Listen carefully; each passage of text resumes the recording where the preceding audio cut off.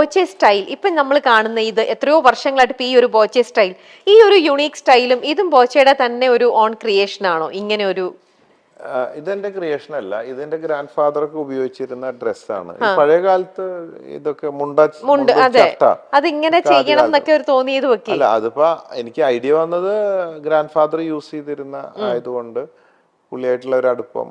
എനിക്ക് 1-ാം ക്ലാസ് 2-ാം ക്ലാസ്സിലൊക്കെ 5 പൈസ 3 പൈസ ഒക്കെ തരും മിഠായി വാങ്ങാം ആ സമയത്ത്. അപ്പൊ അങ്ങനെയൊക്കെയുള്ള ആ ഒരു ഇത് വെച്ചിട്ട്, പിന്നെ ആളുടെ കാല് ഒഴിഞ്ഞു കൊടുക്കും ഞാൻ, കാലില് നീരുണ്ട്. അപ്പൊ എരിക്കിന്റെ ഇല സ്കൂളിൽ നിന്ന് വരുമ്പോ കൊണ്ടുവരാൻ പറയാം അപ്പാപ്പൻ. അപ്പൊ അവിടെ ഞങ്ങളുടെ സ്കൂളിൽ പഠിക്കുമ്പോ അതിന്റെ അടുത്താണ് ശവക്കൊട്ട. അവിടെ ഈ എരിക്കിന്റെ ഇലയുണ്ട്, ഒരു പശ പോലെ. അപ്പൊ ഇല പഠിച്ച് കൊണ്ടുവരും. അത് ഇട്ടിട്ടാണ് കുഴമ്പ് എന്തോ ഉണ്ടാക്കുക അമ്മ.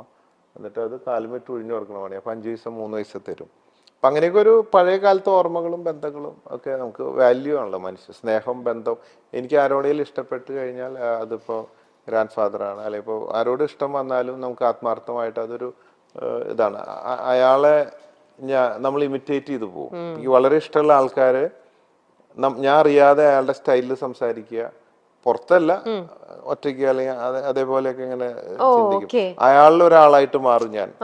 അപ്പൊ ഞാനിത് ഡ്രസ്സ് ഇട്ടിട്ട് കണ്ണാടിയിൽ നോക്കും. എന്നിട്ട് ഞാൻ ഇനാശു അപ്പാപ്പൻ എന്നാ പറയാ, ഇനാശു അപ്പാപ്പനായിട്ട് ഞാൻ നോക്കാം, ഗ്രാൻഡ് ഫാദർ. എന്നിട്ട് ഞാൻ തന്നെ എടാ ഞാൻ ഇനാശു ആണ്. അങ്ങനെയൊക്കെയുള്ള കുറെ ഇതൊക്കെ ഉണ്ടല്ലോ. അത് ഇഷ്ടമുള്ളവരെ ഇമിറ്റേറ്റ് ചെയ്യുക, അവരെ കുറിച്ച് ആലോചിക്കുക, ചിന്തിക്കുക, അങ്ങനെയൊക്കെയാണ് ഇത് തുടങ്ങിയത്. ഇടയ്ക്കൊക്കെ ഇടാറുള്ളായിരുന്നു, പിന്നെ ഇട്ടിട്ട് അത് അങ്ങോട്ട് സെറ്റായി. പിന്നെ ആൾക്കാർ അത് സ്വീകരിച്ച് നമുക്കൊരു യൂണിഫോം തന്നു. ഇനിയിപ്പോ മാറാനും പറ്റാത്തൊരു ഇതാണ്. ഇല്ല, ഒരിക്കലും ഇല്ല. എല്ലാ ഡിസ്കോ ഡാൻസിനോ അതോ ഫോറിനിൽ തണുപ്പൊക്കെ ഉണ്ടെങ്കിൽ അങ്ങനെയൊക്കെ പോകുമ്പോൾ, യാത്ര ചെയ്യുമ്പോൾ ഫ്ലൈറ്റിൽ അങ്ങനെയൊക്കെ ഉണ്ടാവുമ്പേ ഉള്ളൂ. അതർവൈസ് ഇപ്പൊ ഇത് സെറ്റാണ്. ഈ ടൈറ്റ് ആയിട്ടുള്ള ഒക്കെ ഇടുമ്പോ എനിക്ക് ഭയങ്കര കംഫർട്ട് ഇല്ല. നമുക്ക് ഇനി ഒരു വീഡിയോ കോളിലേക്ക് നോക്കാം.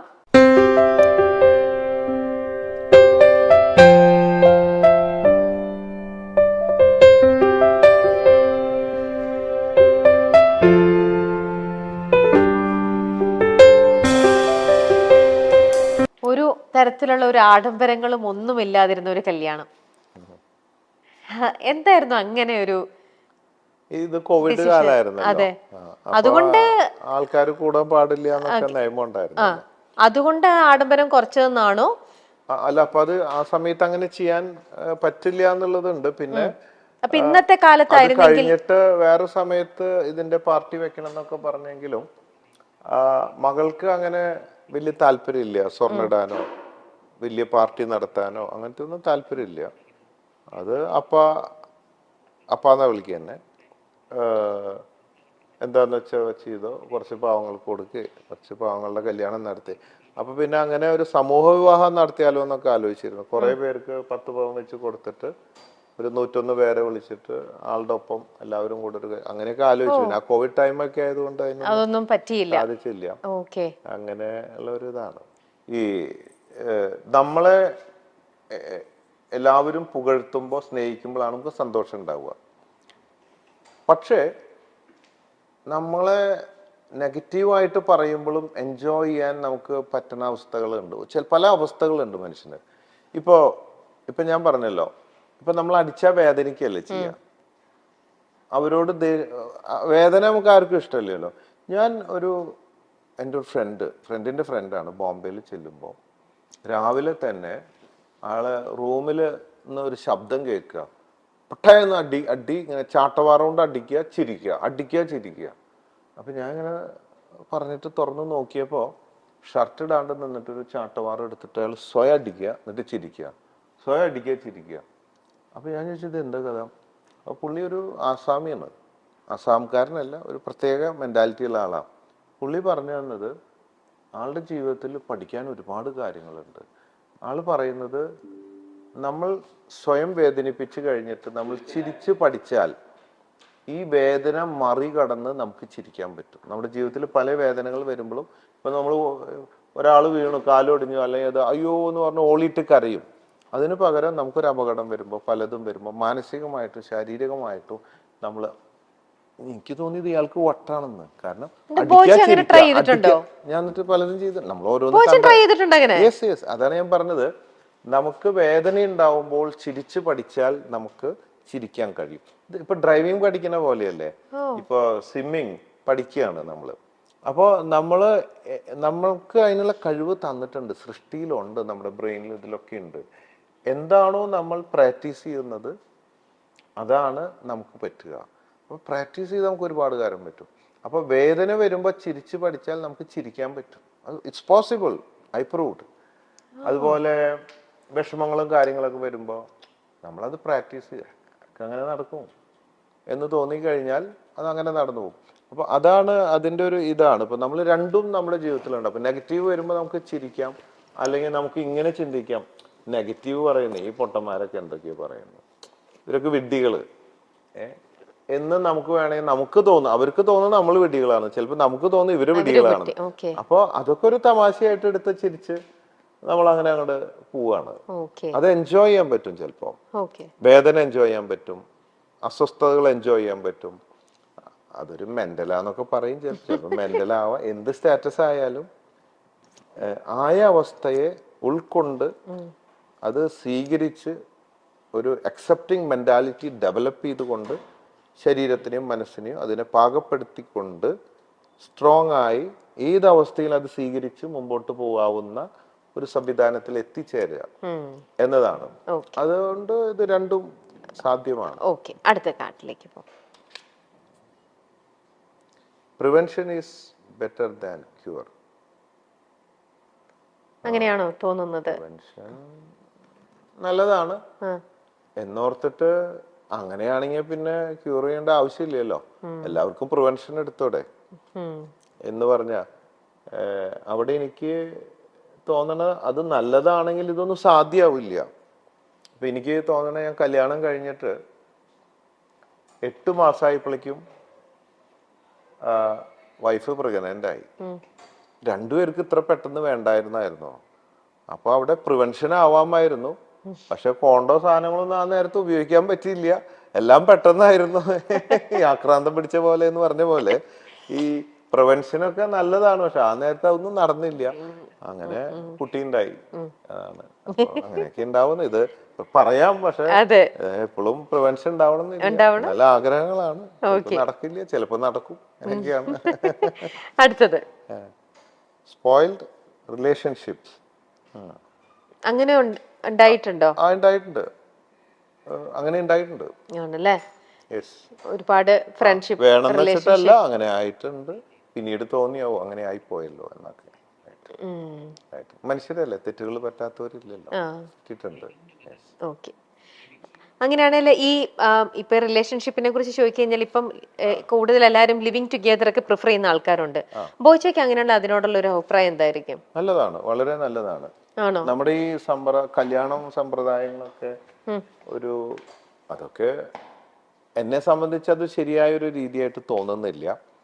പിന്നെ സൊസൈറ്റിയാണ്, മതങ്ങളും കാര്യങ്ങളും അവരവരുടെ കൾച്ചറുണ്ട്, അവരവരുടെ കംഫർട്ട്, സൊസൈറ്റി അവരുടെ ജീവിതത്തിന് തെറ്റൊന്നുമില്ല അവരവരുടെ ഇഷ്ടത്തിനനുസരിച്ച്. പക്ഷെ അതൊക്കെ മേലെ നമ്മൾ അതൊക്കെ വിട്ടിട്ട് ചിന്തിക്കുകയാണെങ്കിൽ ഈ കല്യാണം കഴിച്ച് ജീവിക്കുമ്പോൾ നമുക്കൊരു ലൈസൻസ് കിട്ടിയ പോലെയാണ്. ഇത് നമ്മുടെ ആയി, നമുക്ക് ലൈസൻസായി. അടിമ എന്നർത്ഥമില്ല, എങ്കിലും എന്തൊക്കെ പറഞ്ഞാലും ആണും പെണ്ണും സമത്വം എന്നൊക്കെ പറഞ്ഞാലും അക്കാര്യത്തിൽ ആണുങ്ങളോട് ഒരു വ്യത്യസ്ത അഭിപ്രായമാണ് എനിക്കുള്ളത്. പെണ്ണുങ്ങളെ അവരുടെ താഴെ തന്നെയാണ് നിർത്തി. എല്ലാവരും അല്ലെങ്കിലും 99% അതൊക്കെ തന്നെയാണ്. അതായത് ഇപ്പൊ നമ്മള് ഒരു കാപ്പി ഉണ്ടാക്കി കൊണ്ടടി എന്ന് പറയും. ഭാര്യ ഒരു കാപ്പി ഉണ്ടാക്കി കൊണ്ടുവരാ എന്ന് പറയല് കുറവായിരിക്കും. അങ്ങനെ പറഞ്ഞാലത്തെ അവസ്ഥ സ്നേഹത്തിൽ പറഞ്ഞിട്ട് കൊടുക്കും എന്നും പറയാൻ പറ്റുമോ? അപ്പൊ എന്ന് പറഞ്ഞ പോലെ ഓരോ ഭാഗത്തും അത് ഞാൻ തർക്കിക്കുമ്പോ ഞാൻ ജയിക്കാൻ വേണ്ടിയിട്ട് ഭാര്യയോട് പറയും, അത് ആണിന്റെ താഴെ തന്നെയാണ് പെണ്ണ്, കെടുക്കുമ്പോഴും നീ അടിയിൽ തന്നെയല്ലേ എന്ന് ചോദിക്കും. അതുകൊണ്ട് ആണിന്റെ താഴെയാണ് പെണ്ണ് എന്നൊക്കെ പറയും നമ്മൾ ജയിക്കാൻ വേണ്ടി. പക്ഷെ ആത്മാർത്ഥമായിട്ട് ചിന്തിക്കുമ്പോൾ ശരിക്കും സമത്വം വേണം. സൃഷ്ടി ഒക്കെ ആണ് പെണ്ണ് ആയി എന്നുള്ളത് കൊണ്ട്. അതുകൊണ്ട് ഇത് ഓക്കെ. ആ വേറൊന്നും ഞാൻ കേട്ടിട്ടുണ്ട്, അതെന്താ നമ്മൾ ബോച്ചയുടെ പറഞ്ഞു അടുത്ത് വന്നതില് നമ്മൾ ലിവിങ് ടുഗെദറിനെ കുറിച്ച് എന്നതുകൊണ്ട് തന്നെ ചോദിക്കുകയായിരുന്നു. ലിവിങ് ടുഗദർ ആവുമ്പോ ലൈസൻസ് ഇല്ല, രണ്ടുപേരും ഈക്വലാ. ആർക്ക് വേണേ ഇട്ടിട്ട് ആരെ വേണേ ഇട്ടിട്ട് പോവാം എപ്പോ വേണമെങ്കിലും. അപ്പൊ ഈക്വൽ സ്റ്റാറ്റസ് മാത്രമല്ല, എപ്പോഴും ബോയ് ഫ്രണ്ട് ഗേൾ ഫ്രണ്ട് എന്നുള്ളൊരു ഫീലിംഗ് ഉണ്ടാവും. പുതുമ നഷ്ടപ്പെടില്ല, എന്നും ഹണിമൂണാ. മറ്റേ ലൈസൻസ് കിട്ടിയിട്ട് വണ്ടി ഓടിക്കുന്നതും ആ ഒരു ഇതുണ്ടല്ലോ, അപ്പൊ അതിന് വലിയ ത്രില്ല് അങ്ങനെ കുറഞ്ഞു വരും. ഇതെന്നും അപ്പൊ ബോച്ചയുടെ ലൈഫിൽ ആവുമ്പോ ഗേൾ ഫ്രണ്ട് എന്ന് പറയാൻ പറ്റില്ലല്ലോ. ബോച്ചയുടെ വൈഫ് ഇത് കാണുന്നുണ്ടാവില്ലേ? അപ്പൊ ബോച്ചയുടെ ലൈഫിലും എന്താണല്ലേ? പക്ഷെ എന്നാലും അവളെ ഗേൾ ഫ്രണ്ട് ആക്കാറുണ്ട് ഇടയ്ക്ക് മാത്രം. മറ്റേത് എന്നും ഗേൾ ഫ്രണ്ടും ബോയ് ഫ്രണ്ടാ, ലൈസൻസ് ഇല്ലല്ലോ. കട്ട് തിന്നുമ്പോ ഒരു സുഖമുണ്ട്, ഒരു മറവ് ഉണ്ടാവുമ്പോ, അത് എത്രയായാലും അതിന്റെ ഒരു സുഖം വേറെ. അപ്പൊ അങ്ങനെ കട്ട് തിന്നിട്ടുണ്ടെന്നാണോ പറയുന്നത്? പിന്നെ എന്താ, ഞാൻ സത്യം പറയുന്ന ആളല്ലേ. അപ്പൊ അതുകൊണ്ടാണ് അതിന്റെ ആ ഒരു സുഖം മനസ്സിലായത്. പൊതുവേ അപ്പൊ അങ്ങനെയാണെങ്കിൽ ഞാൻ വേറൊന്ന് ഇങ്ങനെ പറഞ്ഞുകൊണ്ട് ചോദിക്കാണ്, ഇത്ര ഫ്രീ ആയിട്ട് ആൻസർ ചെയ്യുന്നോണ്ട് തന്നെ. ഒരു വിവാഹിതനാണ്, അപ്പം ഇങ്ങനെ ഇരിക്കുമ്പോ തന്നെ ഇപ്പൊ കട്ട് തിന്നു എന്ന് പറയണ്ട് ബോച്ചി. അപ്പൊ അത് ഒരു നല്ല ഒരു ഇതായിട്ട് നമുക്ക് പറയാൻ പറ്റുമോ? ഞാൻ പറഞ്ഞു, ഞാൻ നല്ലത് മാത്രമല്ല, ഞാൻ തെറ്റും ചെയ്യുന്നുണ്ട്, ഞാൻ തെറ്റ് ചെയ്യാറുണ്ട്. ഞാൻ തുറന്ന് എന്റെ ഒരു ക്വാളിറ്റി, തെറ്റ് ചെയ്താൽ തുറന്ന് ഇത്രയല്ലേ വ്യത്യാസമുള്ളൂ, ഞാൻ എല്ലാം തുറന്നു പറയുന്നു. ബാക്കിയുള്ളവരൊക്കെ കാണാൻ പറയത്ത്, അത്രയല്ലേ വ്യത്യാസമുള്ളൂ. എല്ലാവരും മനുഷ്യനും ചോരയും നീരൊക്കെ ഉള്ളവരാ, അല്ലെ മന്ദബുദ്ധി ആയിരിക്കണം. അപ്പോ അതുകൊണ്ട് എല്ലാവരും ഒന്നൊക്കെ തന്നെ, ആഗ്രഹങ്ങളില്ലാത്ത ആരൊക്കെ ഉണ്ട്. ചിലർ ഓപ്പൺ ആണ്, ചിലർ ക്ലോസ്ഡ് ആണ്, അത്രയുള്ള വ്യത്യാസമുള്ളൂ. എനിക്ക് ഏകമകൾക്ക് അച്ഛനൊരു സൂപ്പർ ഹീറോ തന്നെയാണ്. തന്റെ പ്രണയം ആദ്യമായി അച്ഛനോട് പറഞ്ഞപ്പോൾ മറ്റൊന്നും നോക്കാതെ സമ്മതം മൂളിയതും അന്ന ഒരു സമയത്ത് തുറന്നു പറഞ്ഞിരുന്നു. ന്യൂ ജനറേഷൻ വിവാഹം നടത്തി കോടികൾ പൊടിക്കുന്ന ചിലർക്കുള്ള മാതൃക കൂടിയായിരുന്നു സ്വർണ്ണ വ്യാപാരിയായ കോടീശ്വരനായ ബോബി ചെമ്മണ്ണൂരിന്റെ മകളുടെ വിവാഹം. ഏറ്റവും സിമ്പിൾ, മാധ്യമ ശ്രദ്ധ ഒന്നും നൽകാതെ നടത്തിയ വിവാഹത്തിന്റെ ദൃശ്യങ്ങൾ ആ സമയത്ത് വൈറലായി മാറിയിരുന്നു. തീർത്തും ലളിതമായ ചടങ്ങുകളിലൂടെയായിരുന്നു ഏക മകളുടെ വിവാഹം ബോബി ചെമ്മണ്ണൂർ നടത്തിയത്. മകളുടെ വിവാഹത്തിലും പതിവ് വേഷവിധാനത്തിൽ തന്നെയാണ് ബോബി എത്തിയത്. നിറഞ്ഞ കയ്യടിയോടെയാണ് തങ്ങളുടെ ബോച്ചിയുടെ മകളുടെ വിവാഹ വാർത്തയെ സോഷ്യൽ മീഡിയ സ്വീകരിച്ചത്. ഒരു തരി പൊന്നില്ലാതെ ചെറിയൊരു നെക്ലസ് മാത്രം അണിഞ്ഞുകൊണ്ടാണ് വിവാഹ ചടങ്ങിൽ അന്ന എത്തിയത്. തന്നോട് ഒരിക്കലും ഒന്നും ആവശ്യപ്പെടാത്ത മകളാണ് അന്നയെന്നാണ് ബോച്ചി പറഞ്ഞിട്ടുള്ളത്. മാസം 1,00,000 രൂപ മകൾക്ക് കൊടുക്കുന്ന അച്ഛനാണ് താനെന്നും അദ്ദേഹം വെളിപ്പെടുത്തിയിരുന്നു. കുഴപ്പമില്ലാത്ത ചുറ്റുപാടുകൾ ഉണ്ടെന്നാണ് ആസ്തിയെക്കുറിച്ചുള്ള ചോദ്യത്തിന് ബോച്ചിയുടെ മറുപടി. നിനക്ക് വേണമെങ്കിൽ പണിയെടുക്കണമെന്ന് മകളോട് പറഞ്ഞു കൊടുക്കുന്ന അച്ഛൻ കൂടിയാണ് അദ്ദേഹം. പണിയെടുത്താൽ ജീവിക്കാം, ബിസിനസ് വേണമെങ്കിൽ അത് ചെയ്യാം, അല്ലെങ്കിൽ അതിന്റെ ഭാഗമാകാം, അതുമല്ലെങ്കിൽ ചുമ്മാ ഇരിക്കണമെങ്കിൽ അങ്ങനെയും. ഞാൻ നിർബന്ധിക്കില്ല. ഇതുവരെയും എന്നോട് ഒരു സാധനവും മകൾ ആവശ്യപ്പെട്ടിട്ടില്ല. സ്വർണം വേണ്ട, കാശ് വേണ്ട, കാർ വേണ്ട, നെക്ലസ് വേണ്ട, അവൾക്കൊന്നും വേണ്ട. ഒന്നും ഇതുവരെയും ആവശ്യപ്പെട്ടിട്ടില്ല. ജീവിക്കാൻ ഒരു മാസം 1,00,000 കൊടുക്കാറുണ്ട്, അതുകൊണ്ട് അവർ ജീവിക്കുന്നു. അതിൽ കൂടുതൽ ഒന്നും ചോദിക്കില്ല, ചോദിച്ചാൽ കൊടുക്കും. പക്ഷെ അവൾക്കൊന്നും വേണ്ട. 10,00,000 രൂപ കൊടുത്തിട്ട് അടിച്ചു പൊളിച്ച് ജീവിക്കെന്ന് പറയുന്ന ആളല്ല താൻ. പണിയെടുത്ത് ജീവിക്കൂ എന്ന കാഴ്ചപ്പാടാണ് തനിക്കെന്നും ബോച്ചി പറയുന്നുണ്ട്. 2021 യാക്കര സെന്റ് മേരീസ് ചർച്ചിൽ വെച്ച് ജൂലൈ 12-നായിരുന്നു അന്നയുടെയും സാമിന്റെയും വിവാഹം. വിരലിൽ എണ്ണാവുന്നവർ മാത്രമാണ് ചടങ്ങിൽ പങ്കെടുത്തത്. കോവിഡ് കാലമായതിനാൽ എല്ലാവിധ സുരക്ഷാ മാനദണ്ഡങ്ങളും പാലിച്ചുകൊണ്ടുകൂടിയാണ് ചടങ്ങുകൾ നടന്നത്. വർഷങ്ങൾക്ക് മുൻപേ ഉണ്ടായ സൗഹൃദമാണ് പിന്നീട് പ്രണയത്തിലേക്കും വിവാഹത്തിലേക്കും എത്തിയത്.